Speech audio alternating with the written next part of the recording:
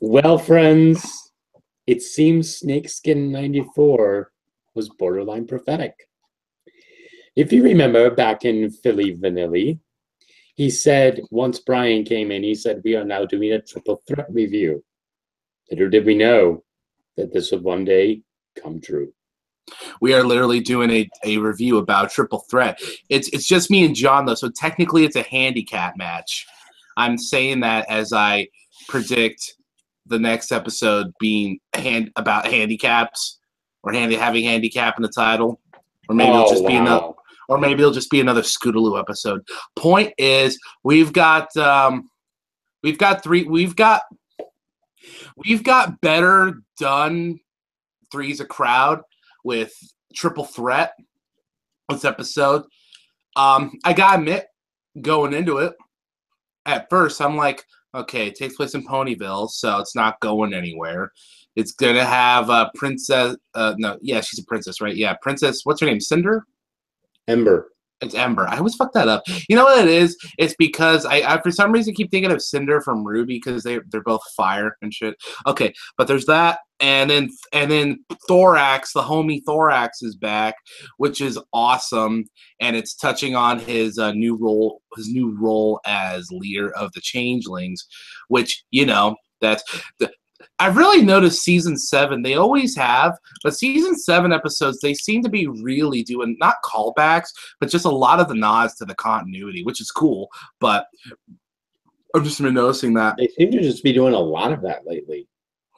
Yeah, and I think it's cool, but so it starts off. Ember's with our, yeah. It starts off, Spike is doing a list. The checklist. It's like, is the eternal fire burning? And I'm just like, wait a second, that sounds exactly like that JFK memorial in Washington, D.C. As long as the eternal fire is still burning. Yep. And it's like, is this ready? Is that ready? and I love Starlight this whole episode. She was great. She's just like, wow, you've been hanging around with Twilight too much. Glimmer in this episode and Fame and Misfortune, she kind of reminds me of how before she came along, how they would write Spike when he wasn't the main character, all snarky and stuff. And Glimmer's just like that when she's not the main character. And this episode of Fame and Misfortune, I love how Starlight Glimmer, has been in these episodes because she's like half backup, half dedicated friend, but all deadpan like snarker that'll like break your legs if you like come at one of her friends negatively. It's awesome. It's really I love it. Insert Game of Thrones character that's close enough to that as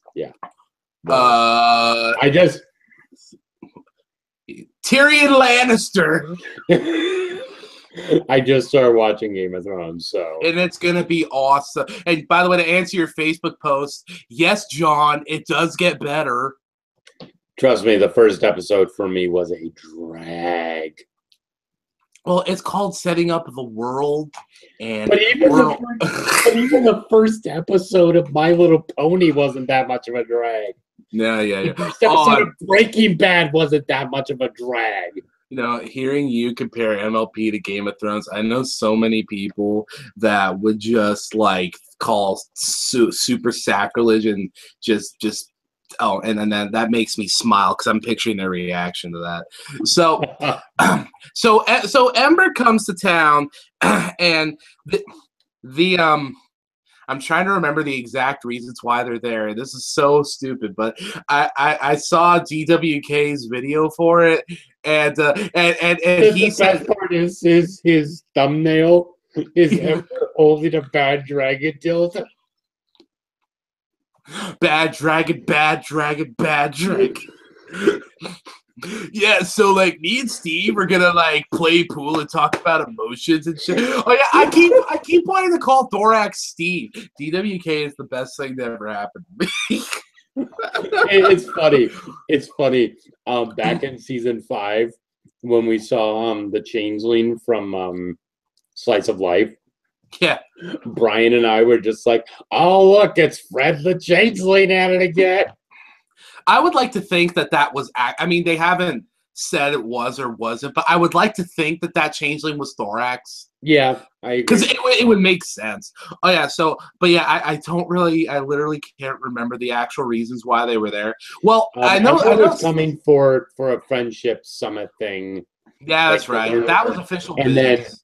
And then Steve, Thorax, goddamn, Thorax just wanted to talk to Spike, right? Yeah, Spike had invited him on accident on the same day.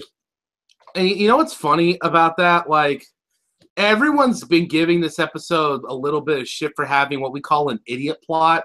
An idiot plot is a plot that could be very easily resolved, but only because of the characters acting like irrational morons does it not get solved. People are accusing this episode of that, and I thought so too. But like when Spike was saying how I swear to God, I almost said Steve again. But he has a point that maybe Thorax is more timid nature, and maybe Ember's headstrongness. That could put those type of people off to each other. I don't agree with him. He shouldn't have lied to them or whatever. Yeah, he shouldn't have acted like they would do that automatically just because he thinks it would. Yeah, but to be honest, his logic wasn't completely flawed. You could even make the argument that the two only really bonded because their feelings were both hurt by Spike, but that's I guess it's reading too much into it. But I don't fully fault Spike, but at the same time, it was a little simple of a plot, but I don't even care about the plot. Honestly, it's just I don't even care about the plot in this episode. I just really remember the gags because they were funny. I'm just going to say it feels like it's one of those things where it's like a really minor inconvenience on an otherwise good episode. You know what I mean? Yeah, it's one of the few and MLP doesn't really have an episode like this where the plot really almost doesn't matter in the grand scheme of things so long as the gags do. Kind of like old Disney black and white shorts where it's like, yeah, there was a plot, but the plot was just to tell you what was going on. The whole thing's about the gags. So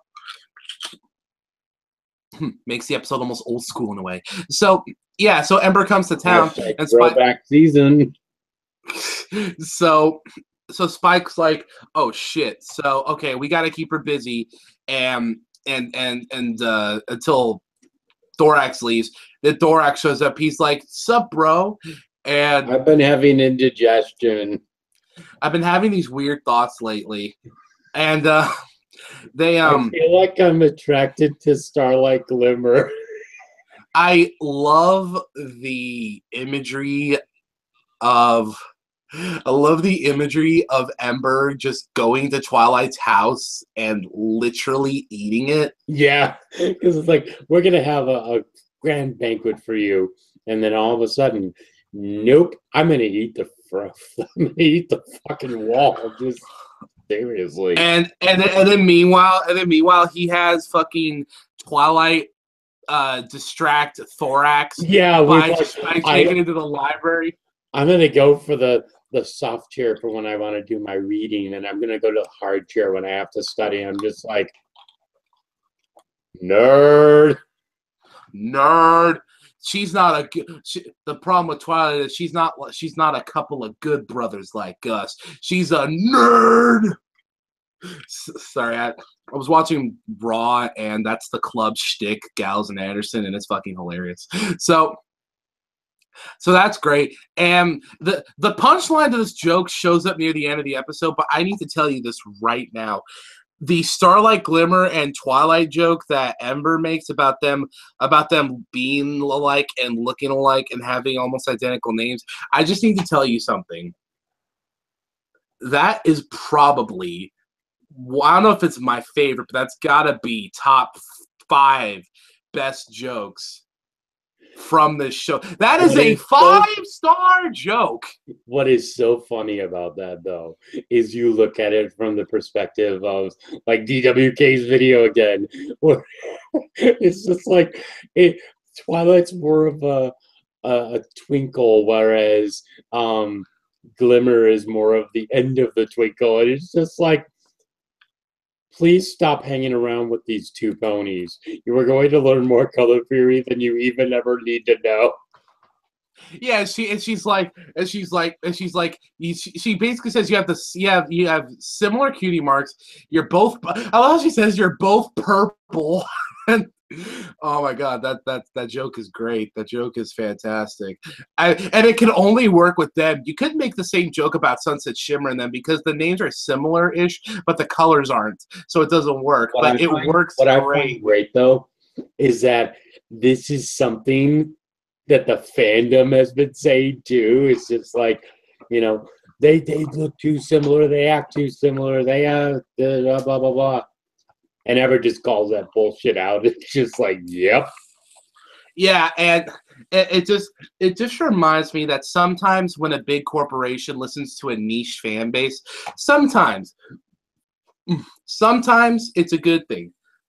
Not like Blizzard, where they're like, let's keep nerfing Roadhog, but let's keep buffing Hanzo. Fuck you, Jeff Kaplan.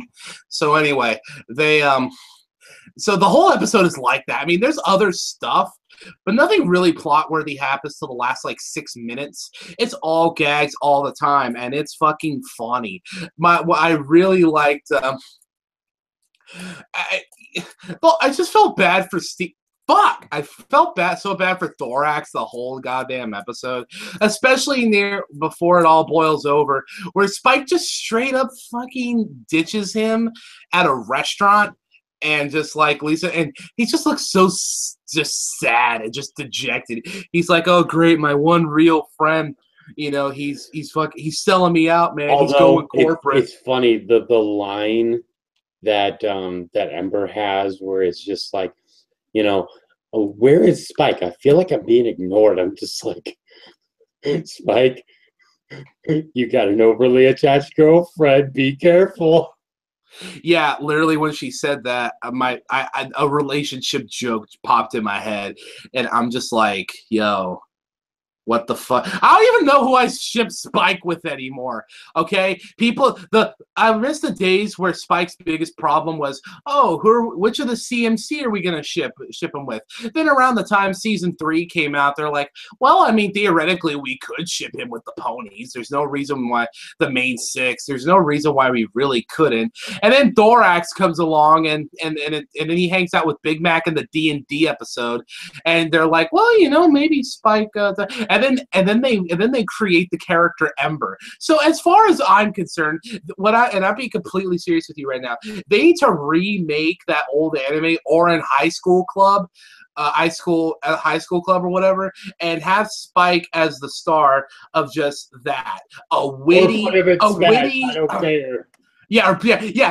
Yeah, make Spike the protagonist of a witty, comedy-driven harem anime, or put him in Smash. I don't care. One of those two things... I gotta bring that joke back. One of those two things needs to goddamn happen. Wait a second. Did you get a Game Theory fidget spinner? Dude, what do you think I am? Gay? This is Batman. Oh, okay. Because I know Game Theory was bringing those out, too. Wait, Game Theory has a fidget spinner? They had it for a week, yes. God, I thought I was. I actually have a Pinkie Pie fidget spinner. I mean, Jesus, I'm not that autistic. So the whole thing comes over. Which, man, I wish I had friends like goddamn Thorax. He sees this chick giving his bro trouble. The bro literally turns into a bear, and he's gonna throw down with this dragon. I'm quoting DWK. I know, and it was cringy as fuck when he did it too. I saw that part. Funny as fuck too.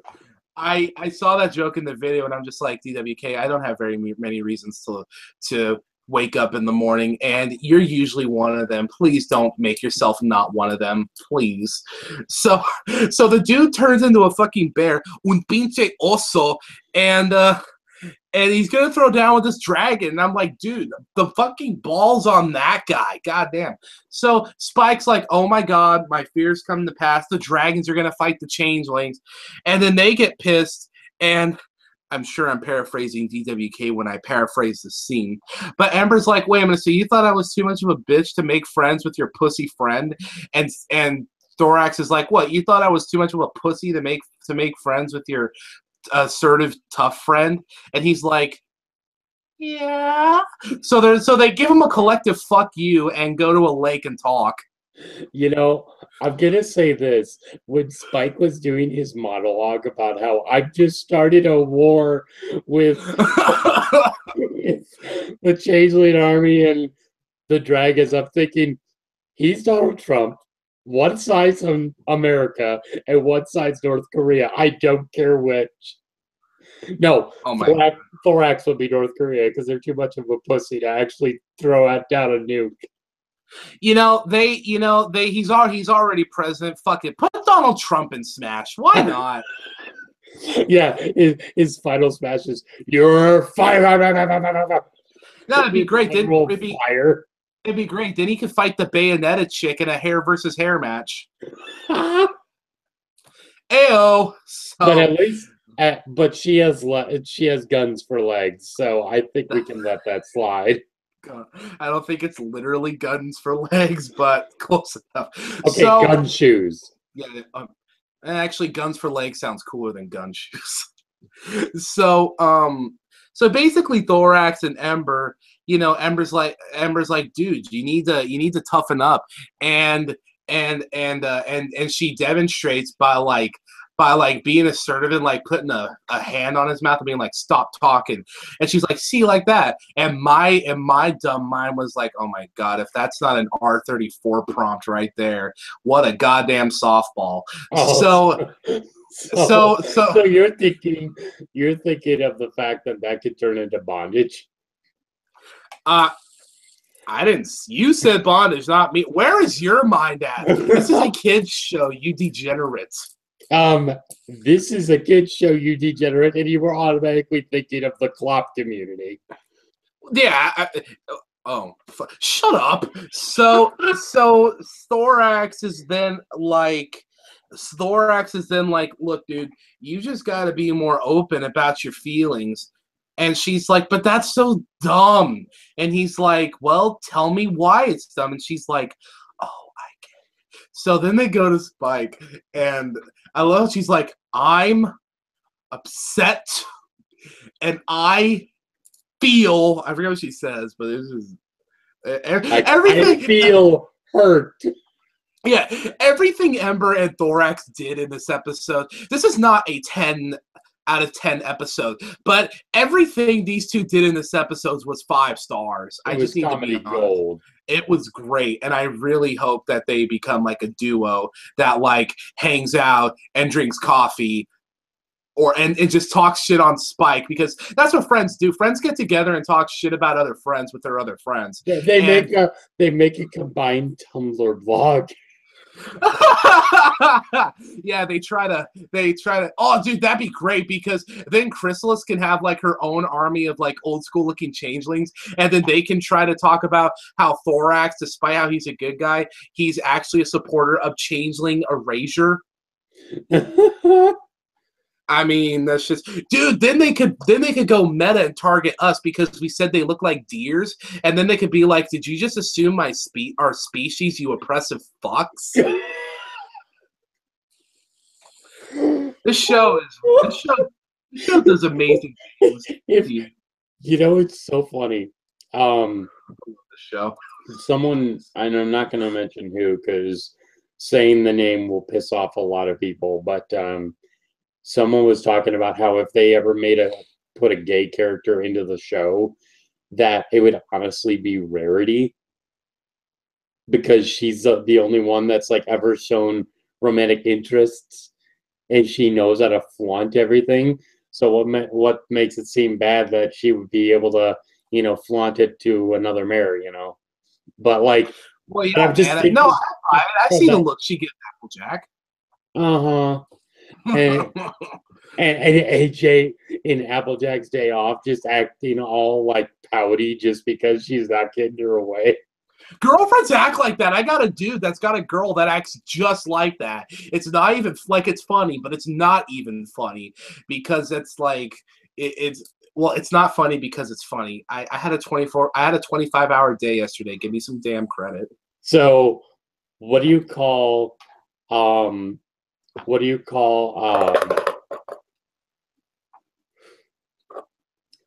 call women who can only like valley girls that can only count in odds and Girls from California. No, they can only count at odd numbers because they can't even. Oh, you silly bitch. So and then Steve's like, dude, you shouldn't have been so inconsiderate to both of us. That's such inconsistent characterization. And the episode ends with Spike and his bros being all chill, and I'm further and further convinced that besides Equestria Girls, this show is going to have a second spinoff. And if it doesn't star Starlight Glimmer, then it's going to star Spike. You know, I honestly thought they would have brought back the people that you remember how we made a big deal in season 4 about the people that helped the main 6 earn their keys? I honestly thought that, well, I mean, Coco Pamel showed up again, but I honestly thought they would have been more, I don't want to say more important, but just, you know, show up once in a while. But they would have made, you know, more appearances. Yeah. Oh, that's neither here nor there. I only said that because Ember and Thorax are cool, and I want them to show up more, and maybe I'll get my wish. I mean, they made Starlight Glimmer a regular, which was awesome, but I give this episode a very strong 9. I don't think I've ever given an episode that's pure comedy a 10, but this is probably the closest one. I feel like it's probably a 9.5, but it's easily a strong 9 for me. I'm gonna go for an 8.5. There was definitely comedy. Well, you just stop. You're doing it every episode. Yeah, because it's funny. Well, to me. So I give it an 8.5. You know, this was it's very 90 funny degrees episode. here, man. I'm going delirious. That's a good band, by the way. Anyway. So I give it an 8.5. This was a good comedy episode. And like I said, the interactions, just like you were talking about, was just fucking phenomenal. So, yeah. I'm just telling you right now, I'm going to rewatch the holy balls off of that when it comes on Netflix. Oh, hell yeah. Because at least then it won't be splitting up the parts and I'll have a stable internet connection. Mm-hmm. So, yeah, we are about to go to the Campfire Tales episode next. We're going to gather around the computers, and sing our computer review song. Our REVIEWSONG